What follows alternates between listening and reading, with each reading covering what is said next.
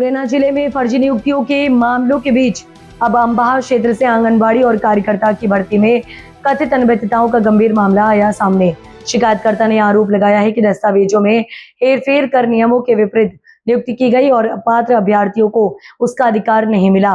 मामला जनपद पंचायत अम्बाहा की ग्राम पंचायत बानकापुरा से जुड़ा बताया जा रहा है। शिकायत के अनुसार जोहा ग्राम पंचायत निवासी विमलेश की आंगनबाड़ी कार्यकर्ता के पद पर नियुक्ति की गई।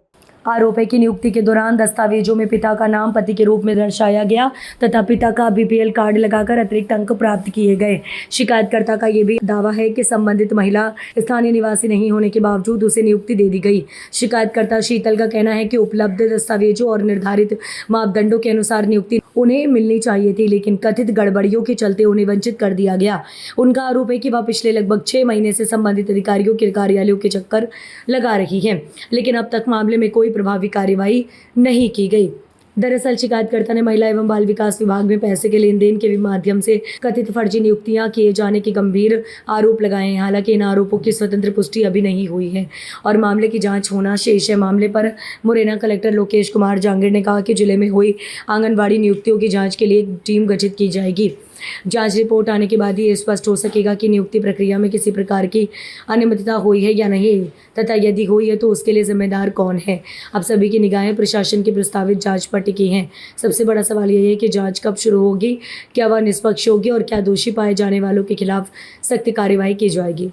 आप कहाँ की रहने वाली हैं? सर अम्बा बानकापुरा। अच्छा, आप आज जनसुनवाई में कलेक्टर साहब के यहाँ आए, किस शिकायत को लेकर आए? सर आंगनवाड़ी कार्यकर्ता पद पर फर्जी नियुक्ति की गई है। सर ये जो विमलेश है उन हमारी जो बानकापुरा पंचायत की नहीं है, जोहा पंचायत की है। कौन सी तहसील लगती है आपकी? हमारी अम्बा। तो क्या गड़बड़ हुई है नियुक्ति में, किस तरह से फर्जी की गई है? सर ये ससुराल के ही इनके सारे डॉक्यूमेंट है, समग्र आईडी, वोटर आईडी जब वैकेंसी निकली थी, और बानकापुरा में इनकी नियुक्ति कर दी गई है। किस आधार पर नियुक्ति की गई है? हाँ, क्या डॉक्यूमेंट्स लगाए हैं? कहाँ फर्जी डॉक्यूमेंट लगाए गए हैं? तो फर्जी सर यही डॉक्यूमेंट हुए है ना कि ये मतलब बानकापुरा की नहीं है। मतलब फर्जी नियुक्ति की गई है।